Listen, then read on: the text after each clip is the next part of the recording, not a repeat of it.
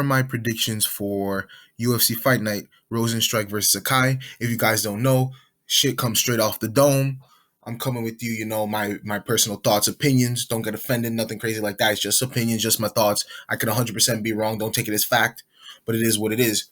I'm going to be predicting 5 fights on this card, and this card is pretty trash. To be fair, in terms of name value, it's pretty trash.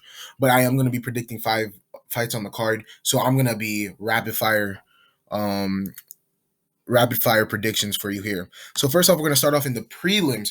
2 prospects. I've said this before, and I'll continue to state it. I hate to see 2 prospects fight early in their UFC careers, when I'd prefer them to see them fight each other later on down the line. And I think this is definitely a case of it. When Woodson takes on Yusuf in the featherweight division. Now, both men are coming off losses. Woodson got submitted, and Yusuf got dominated on the ground. What you call it? Oh, no. I'm thinking of the Ilir Topuria fight where he just got taken down and held down. I didn't see his last fight actually versus Sung Woo Choi, but he lost that fight. So, but yeah, I'm highly on both these two guys. Woodson, phenomenal striker, great hands, pretty decent kicks, extremely long for the featherweight division. And Yusuf is just a dude who's just a completely well-rounded fighter. Good jiu-jitsu, good grappling, good wrestling, good striking, has tremendous cardio. I think that's one of his best attributes. This dude can go all day at a crazy high pace. The dude has insane cardio. And I think that might be able to help him in the Woodson fight, because we saw Woodson significantly slow down in the Julian Erosa fight where he got submitted in that 3rd round. But yeah, Woodson's striking is phenomenal. He's really long. He's really quick. He's precise, which is why his name is the Sniper, because he is really precise. I'm pretty sure he has pretty high credentials in boxing, in amateur boxing, before he came over to MMA. And he's worked on his wrestling a lot. He still has a deficiency in jiu-jitsu, which makes me a little worried. And his gas tank is not the best. Hopefully he's improved on it. It's not the best, but it's pretty solid. But ultimately, I think Woodson should win this fight. He's a better striker. I think he's a strong enough wrestler I think he has good enough wrestling defense to prevent Zalal from taking him down. And I think, you know what I'm saying? I think the biggest hole in Woodson's game is specifically his jiu-jitsu. So, if someone takes him down, I think he's going to have problems. But I don't think Zalal's going to be able to take him down, even in the later rounds when he's tired. And I think Woodson is going to get it done. I think he's going to get a decision win. Zalal is very tough, very durable. I think Woodson's really just going to piece him up for piece him up for the first 2 rounds, especially. Just keep him at a long range, you know what I'm saying? Using kicks, using his long length. And you know what I'm saying? Yusuf Zalal is pretty long for the division too. But Woodson's just longer. It's insane. But yeah, I think I see him using his length, using his precise striking, and keeping Zalal at bay, and not really allowing him to get anything off. And maybe in later in the fight, maybe Zalal's able to get takedowns, But ultimately, I have Woodson winning by decision. Now we go on to the heavyweight division, where Tanner Boser, a guy who was a highly touted prospect just a fight ago, takes on Ilir Latifi. Now, like I said, Tanner Boser was a highly touted prospect because he's shown great footwork, great movement, great speed, pretty good cardio for the heavyweight division. However, in his last fight against Andrei Arlovsky, he kind of just couldn't really get anything off. I think really the size of Arlovsky messed up, because Tanner Boser is a relatively small heavyweight. I think he weighs in around 235, right? 240, something like that. A very small heavyweight. And I think the size really messed him up against Arlovsky. But I think this fight against Ilir Latifi, he's fighting a dude who's generally in the same, who's around the same size. Ilir Latifi, used to be a light heavyweight. Now he competes at heavyweight.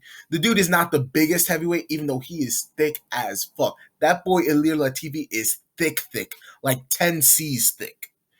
But yeah, he's a smaller heavyweight. And I think Tanner Boser, Tanner Boser is obviously going to be quicker than Ilir Latifi. Ilir Latifi is not known for his speed.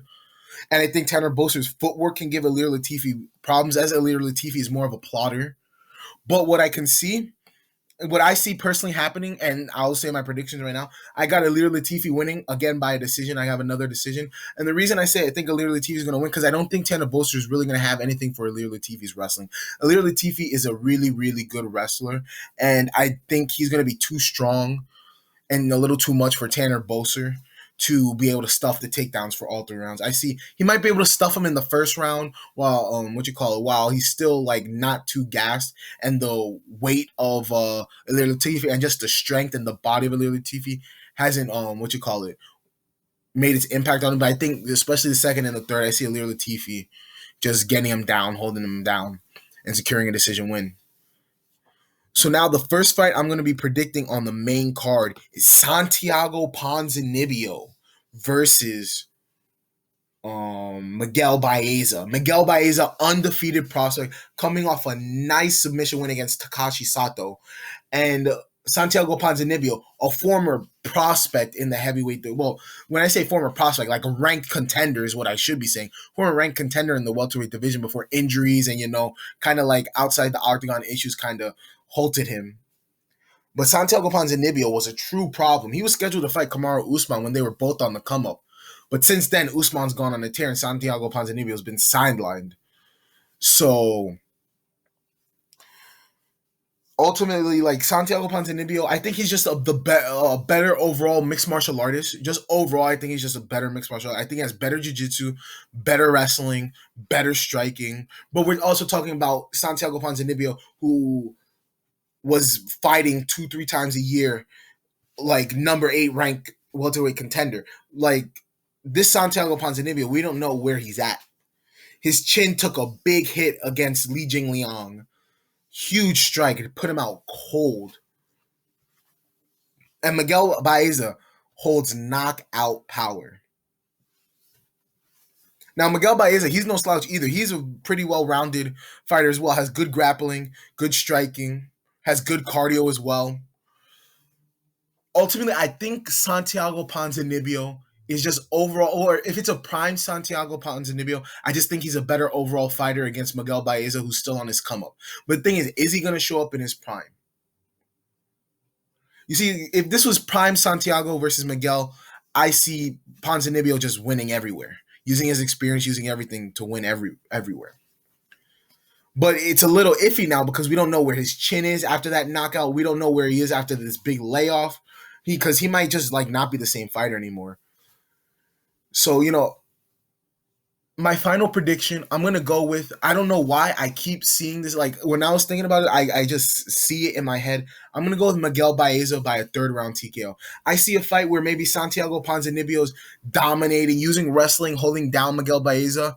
But then Miguel Baeza maybe, in the 3rd round scrambles back to his feet or stuffs the takedowns and just lands a huge bomb on Santiago and just puts his lights out. Or stuns him really bad, and then Miguel Baeza finishes it off via TKO. I just really see that happening. I don't know why. It's just what I see one or two things. I don't know why. I could be completely wrong, but what I've been like visualizing is either Santiago Ponzinibio uses his wrestling and just holds down Miguel Baeza for 3 rounds, or Miguel Baeza lands a huge shot that puts Santiago Ponzinibio out. So ultimately, I'm going to go with Miguel Baeza by knockout. Also, it might be a little bit because of the hype, because he is an undefeated prospect. And, man, if he beats Santiago Ponzinibio and he's undefeated, he's going to be set for a huge matchup in the welterweight division, which is already a stacked division. And now we go on to the co-main event. Walt Harris versus Marcin Tybura.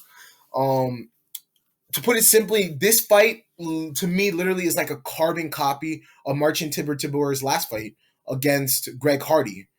He's fighting a dude who used to play football at a high level, who doesn't have a good gas tank, has okay striking, but his biggest doesn't have really good defensive wrestling, and his only real advantage over Tybura is power. And Tybura has been a little chinny in his past, but Walt Harris, just like Greg Hardy, is not as technical of a striker as Tybura. He doesn't have the cardio to go past the first round with Tybura. And ultimately, I just think this should be an easy win for Tybura. So my final prediction, I'm going to go with Marcin Tybura by a 2nd round TKO. Actually, you know what? Scratch that. I think I'm gonna say third round TKO. I think what happens is the first 2 rounds, because Walt Harris did show a little bit of better cardio against Volkov, going 2 rounds pretty decently with Volkov. So I think Harris will be able to survive the first 2 rounds, but I think in the third round, the only thing is that he didn't wrestle with Volkov though. Tybura implements wrestling; it might be a second round, but I'm going to ultimately say third round. I think it's going to be a third round TKO. I think Tybura is going to be able to wrestle Walt Harris, withstand the early barrage, wrestle him, take him down, and then get a stoppage in the third, early third, like maybe a minute into the third. Walt Harris is insanely gassed, and he gets a stoppage. Obviously, there's always the chance that Walt Harris lands a big bomb and just puts Tabor's lights out, but I just don't see that happening. Like he was able to withstand Hardy's power, and I'm not saying I don't think Hardy's hits as hard as Walt Harris, and Hardy definitely isn't as technical of a striker as Walt Harris is. But ultimately, I just see Tabor still just being able to withstand the early barrage and get a late TKO in the third round. And now we go on to the main event: Jairzinho Rozenstruik versus Augusto Sakai. Now, Augusto Sakai coming off a bad loss to Overeem. He was a little overhyped. People were really hyping him. Like people really like. I knew he was going to lose to Overeem. To be honest, his cardio was questionable. I personally thought he lost his fight against Blagoy Ivanov. He had a blatant fence grab in the third round, which prevented Blagoy Ivanov from taking him down, and it ultimately changed the momentum of the fight, in my opinion. And the fact that a point wasn't taken was an absolute shame. Uh, But yeah, he's a pretty like Augusto Sakai. Like I don't really have much bad things to say. He has okay takedown defense. He has his striking is actually pretty high level. To be fair, he was outstriking Overeem for the first 2 rounds, so his striking's pretty high level. Also, it's a what you call over the hill Overeem, but still outstriking Overeem is nothing to brush off. That's still impressive, even though over the hill Overeem, and he has good Muay Thai, good clinch work. I just think technically he's better than Jairzinho Rozenstruik. From what I've seen from both men, Jairzinho Rozenstruik, he doesn't really have a lot of good qualities about him. He has pretty good kicks. I'll be fair. He has pretty good leg kicks. He's a pretty good counter striker. I'll give him that. He's a pretty good counter striker. And he's going to have opportunities to counter strike because Augusto Sakai is a dude who's just going to pressure you. He's just going to come out and he's just going to back you up and just unload bombs on you.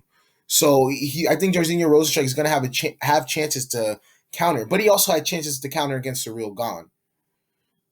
Kind of, because Surreal Gone was playing very patient. I don't think Sakai is going to be as patient or as cerebral as Surreal Gone. But Jairzinho, the number one thing that Jairzinho has is he has that fight altering power. He's one of those dudes where if he touches you clean on the chin, unless you're Francis Ngannou, say goodnight.